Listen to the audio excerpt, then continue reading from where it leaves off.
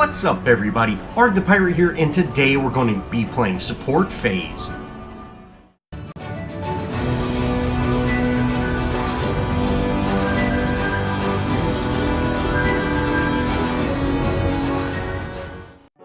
First, let's go over the deck that I'm using. I've got Healing Towers, Damage Reduction, Damage Return, and Improved Health Regen as my Vitality gems. And then I've also got 2 gems for my Intellect, which is Auto Mana Potion and Experienced. Now, I did not really change this deck a whole lot from the Muriel one that I used, but I did make a few changes. First, I pick up Fort of the Experienced, then I go with Supply Surgeon, really help out with that mana regen since everyone uses mana like crazy now. I've got Radiant Healer to give that early game heals, and then I've got Malik's Prayer, which is really just quenching scales, you know, the version 42 quenching scales. From here, I do have the option of picking Protective Sentry, which is a mana regen card that also has a Shadow Ward, but it doesn't go away upon use. I've got Malik's Grace, which is a health card that also applies a shield to yourself and a single target. I've got Godmother's Vigilant, which is 15 power, 565 health, and increases maximum health by 15, which is really good for, you know, kind of a tankier build. Gates of Salvation, mana regen with some health, and Sleeper Agent, which is 14 power, 140 mana, and it gives you that silence that also increases damage to the target. But I actually never make it to those really high in-game cards. I have kind of noticed that I'm not really playing matches that go more than about 25 minutes or so. The ones that do, I think I've had 1 or 2 matches that have gone into the 30-minute range, but the game is over by that point. It's just, you know, we're prolonging it, but at that point in the match, you know, the game is over. I think in version 42, I've really noticed that whoever gets farmed faster is really just going to win. Farming is key for version 42, and having these cards that provide farm, especially for a support hero like myself, it's absolutely huge.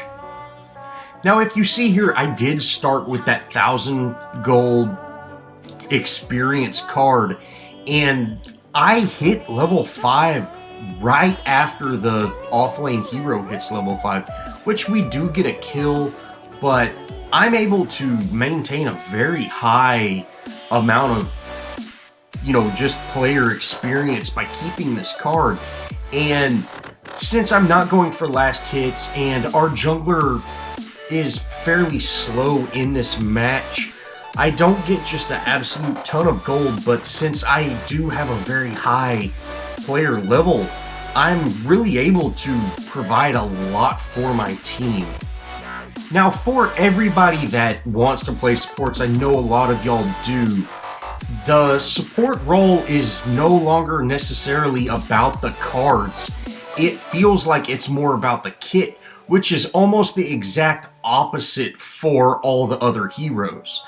I have played a handful of matches as a support at this point, and a couple with Muriel, a few with Phase, and I've really noticed that sticking with cards that give you, or picking up the cards in the beginning that give you some sort of level advantage, as well as the gems that give you that level advantage, is huge, because you're able to get your ultimate and things like that. And of course, if you have not played Phase yet, her ultimate does very little with health regen or with mana regen, so it's kind of important to get those levels to get a bigger mana pool so you can actually help out the team and get that ultimate quickly. Now I did talk through that engagement right there, but Wukong was in our jungle and he managed to take out our Countess, and we rotated on him. Their Countess showed up and we were able to secure the kill on her. Fortunately, we didn't have another death, so it was a Countess for Countess trade. Although it was a mid laner for an off laner, that might come to, you know, affect us negatively coming up, but as of right now, I think it's okay. Me and our Twin Blast are actually in calm, so that's how come we had just such a fluid rotation over to him.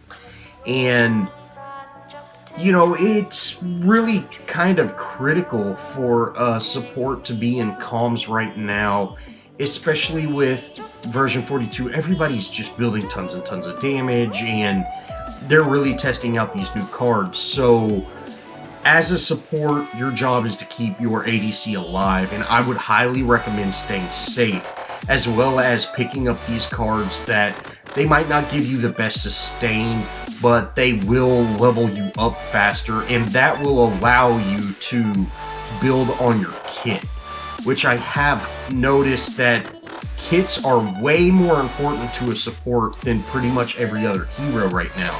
It seems that although there are still, you know, Quenching Scale type cards or Arrg The Pirate type cards, it really seems that as a support, your kit is way more important than your actives, especially since you only have 3 cards. And making the choice between having a Quenching Scales and having basic or armor or anything like that is kind of a serious choice now. So I just personally feel getting these early levels is a lot more important than actually getting enough farm or getting enough cards to actually support more. I think in this early game you are much better off playing safe and, you know, really just stacking up these levels. And like I said, we're 6 minutes in, I'm already level 5. Now, if you don't know, the gold buff only gives 200 gold now. It's no longer that 300 card experience that you used to get, which 200 gold is just a little bit more than killing 2 melee minions or 2 ranged minions. And if you kill a ranged minion plus a siege minion, you actually get more than the gold buff is. So now more than ever, I think the support picking up the gold buff is much more worth it, because the support's going to have a much harder time getting those last hits. So when the carry does head over to that green buff or that gold buff, it is, you know, the support might not be able to get those last hits, and you're losing out on that CXP or gold. It's going to take me a while to get used to saying that right.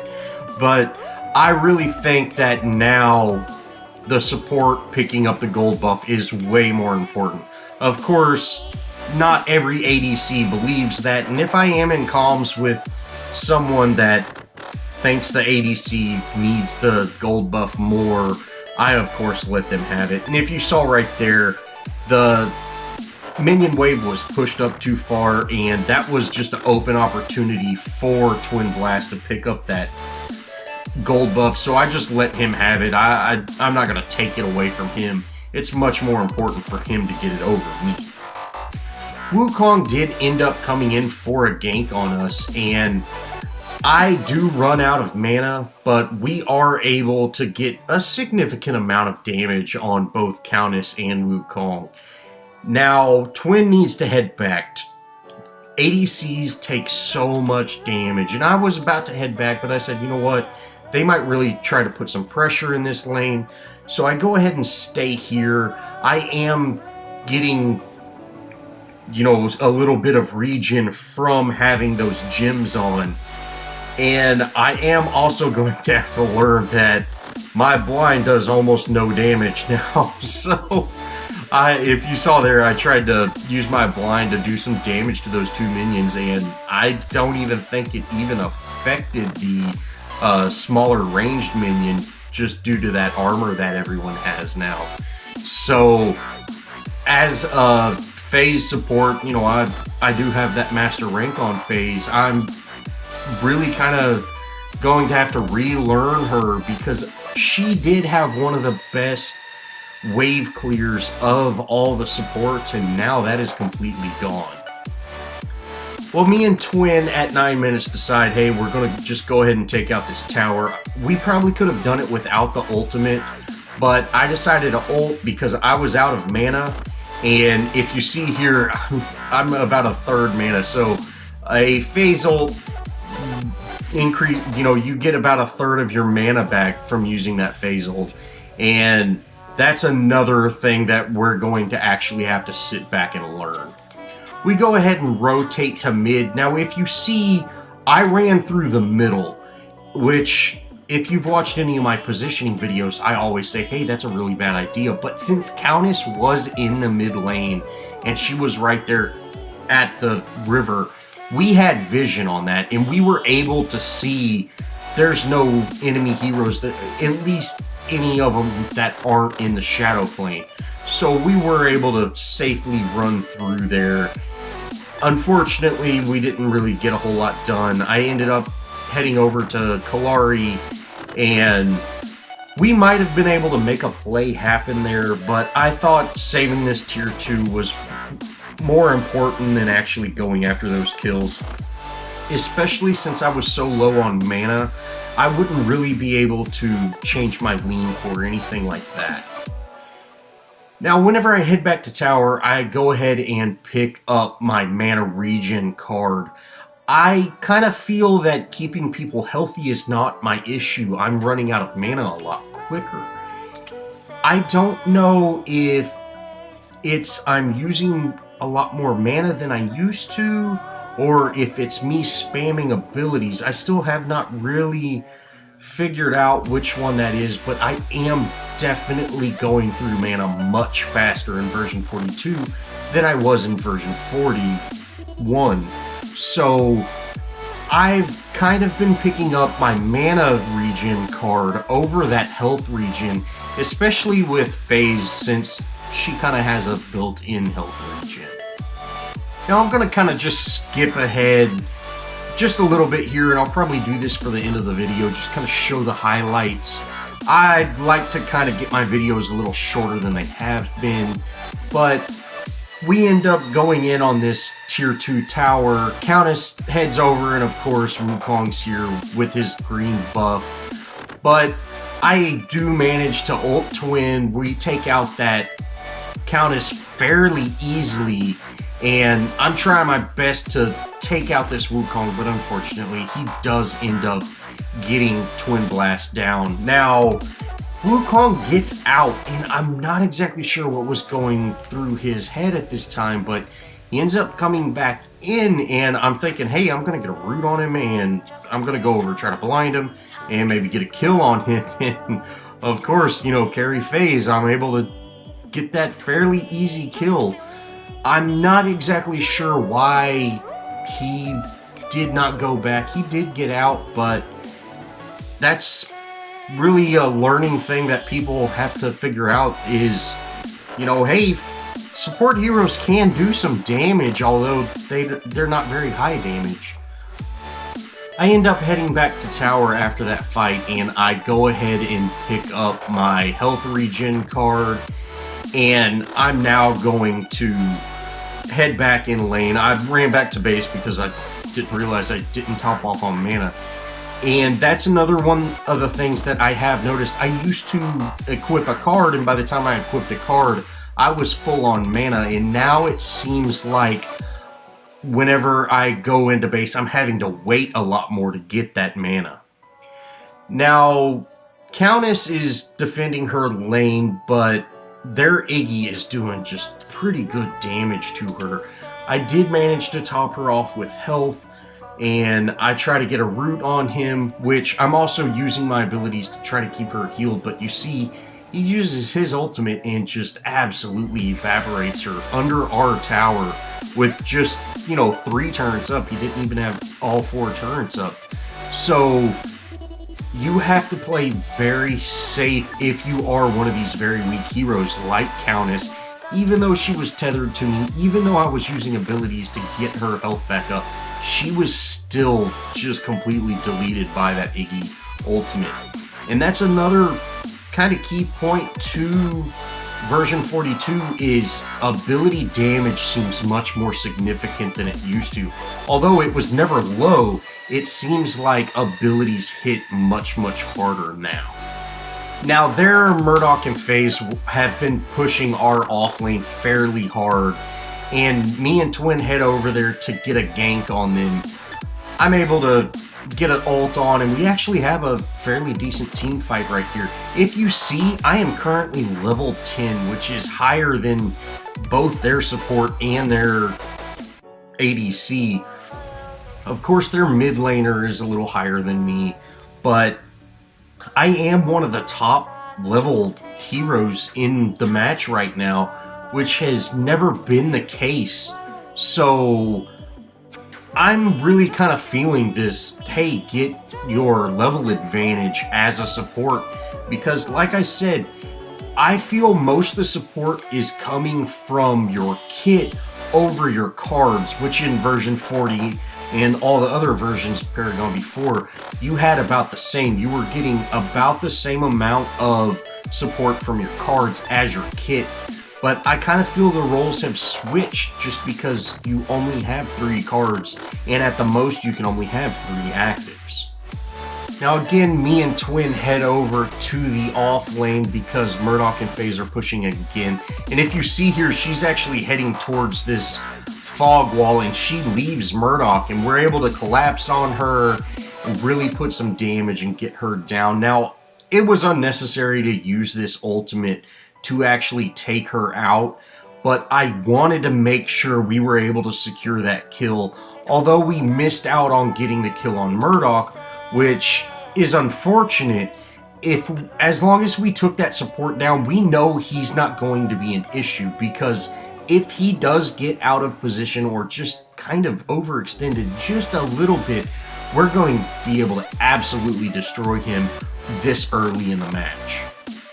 Now, me and Twin decide to stay in this off lane and kind of push it a little bit.